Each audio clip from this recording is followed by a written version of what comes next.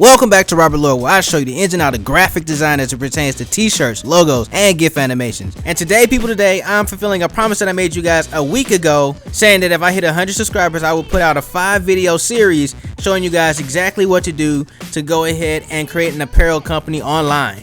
And the video that I'm giving you guys today is the groundwork, everything that you have to put together before you start putting an apparel company together. And this is going to be something very valuable because a lot of people skip out on this step. So you guys, if you like this one, give me a thumbs up. If you're new to the channel and you just discovered me, just go ahead and subscribe. I do this all the time. You always find something valuable on this channel. And if you have any questions at any time, please leave it in the comment section below. With that being said, let's go ahead and get into this video.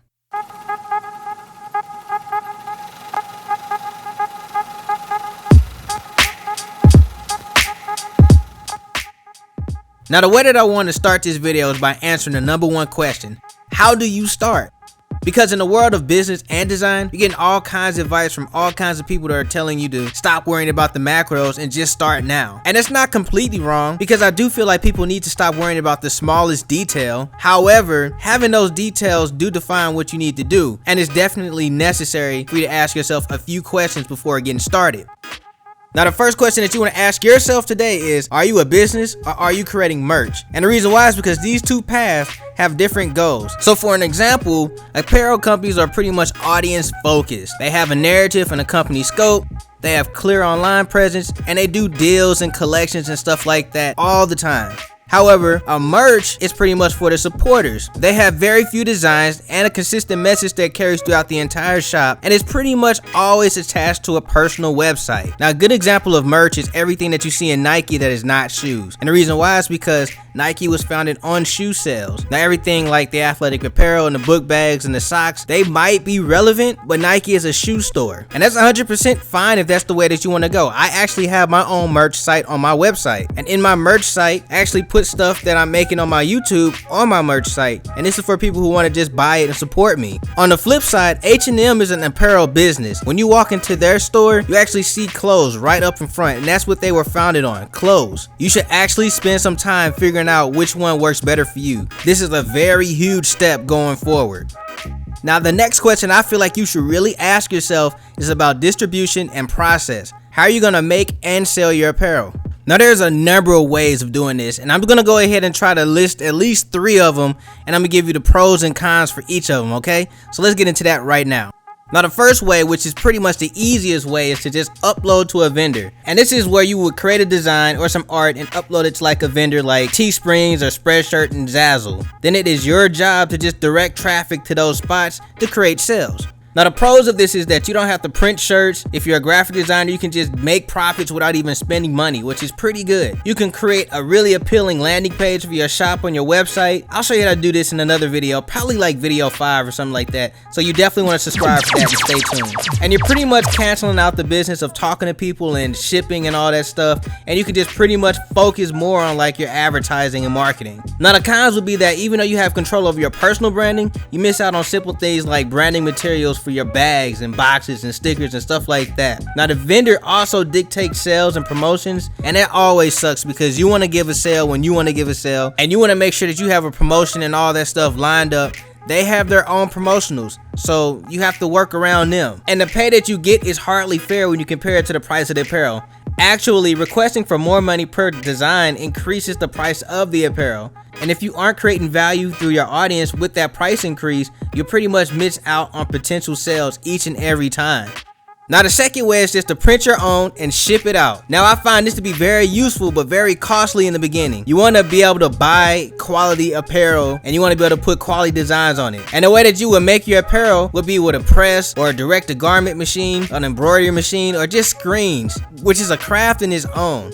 Now, the pros of this is that you have full control of what you want to do. You can make your own profits, you can make your own promotionals, you can do what you want. You have the control of your branding, your physical appearance and presentation. You have full control over your quality. Now, the cons of this is that this is very costly. This is an investment that's going to cost you a lot, especially in the beginning, because you're going to have to learn how to do this stuff, especially when it comes to like screens and embroidery. You can probably get the embroidery down quick and simple, but when it comes to screens, you will mess up, and you'll have to learn how to do that way better than what what you're doing. And to add salt to the injury, the machine itself is gonna cost you a lot. Now this next one is just to become a vendor and create designs. Now this sounds like the first one, but it's completely different. This is a B2B technique, and basically all you have to do is show up to a mom and pop shop and show your portfolio with a live demo and let them pick what they want, and then you pretty much sell it to them in bulk orders. Now the pros of this is that you create brand awareness, and you also have a portfolio of shops where you appear in. You may be able to sell to huge name companies, and that is amazing. You can also just focus on designing cool designs and putting out quality shirts using whatever method that you want to print on. And the moment that that transaction is over,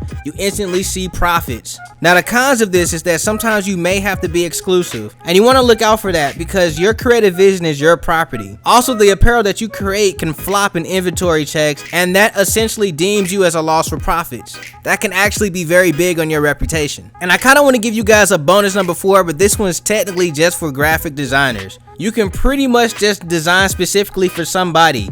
Now this doesn't mean that you're making a shirt. This actually just means you're making a design, and you can list that in your portfolio as well. Now the pros of this is that you're being paid to design a t-shirt, and you don't even have to print anything if they're not asking for a print. This is the safest way to sell something because you're not responsible to sell it. Now the cons of this is everything that a graphic designer have to deal with, which is pretty much dealing with people who want to talk you down from your original price, or dealing with people who want you to do something pro bono because they have a hot idea and they think that you can do it for them for free. You also might be asked to do more than what is expected, and your time is not always valued. But now that you got that settled, it's now time for you to start thinking about who you're gonna sell to. And in this case, I feel like it's important for you to model yourself off your competition. You need to have at least 3 companies that you feel like you're in competition against. So for example, the graphic apparel industry has a number of titans. As a matter of fact, there's way too many. It's overpopulated, but you knew that already. I specifically want to go after at least 3. So I'm going after Urban Outfitters, Zumiez, and Gucci. Now there's one thing in common about all of these stores, but I'm gonna get to that in a minute. The main thing is these are the competition, and they sell graphic tees that are stylistically like mine. Now when it comes to actually picking your audience, you need to know what works best for you. And I'm actually coming out with a whole video that's pretty much talking about marketing and advertising, but just for this portion, you need to know, are you targeting kids, the ages between 18 to 24, the ages between 25 to 34, or adults and the elderly. Also, you want to figure out their hobbies. Now this is something that my competition have in common. These are all companies that deal with skateboarders or people who are hipsters. So all of my designs have to appeal to them specifically for those to be my competition. Another aspect that you want to go ahead and define is, where do they live at? This dictates to where you're going to ship to, how much it's going to cost to ship, and if you're going to actually open a store or not. Now this next step is a lifesaver, and it was going to save the life of your company if you do it right. It's called the SWOT analysis. All you're doing is taking a list of the strength, the weaknesses, the opportunities, and the threats of all your competition. It's a very extensive research that you should perform on your competition and then turn around and do for yourself. At this point, you can turn around and create your own company values based off the stuff that the competition is missing and incorporate that into your mission statement. So I'm going to go ahead and use my YouTube channel as an example here. Now I'm a graphic design channel, but I'm giving you guys strategy over designs, and this is something that's going to help you get hired. Now this doesn't exclude the fact that I do teach you how to design things, but I'd rather make you guys critical thinkers in design. So when it comes time for you to actually sell something, there's a good strategy behind it and is more likely to be successful. However, this is where I want to wrap things up. So next time I will discuss to you how to make a logo and what makes your logo valuable. And if you feel like this video is amazing, then just give me a like and share it out with your friends who pretty much will like this as well. If you're new to my channel, you just kind of like stumbled upon, then go ahead and subscribe. I do this all the time. I actually want to invite you to go ahead and check out my other videos because I'm always giving value. And if you have any questions about anything that I said in this video today, then just leave me a comment in the comment section below. I'll answer it, but if anybody else wants to answer it in the community, then go ahead. But with that being said, I want to close this out. So stay amazing, stay creative, but above all else, stay awesome.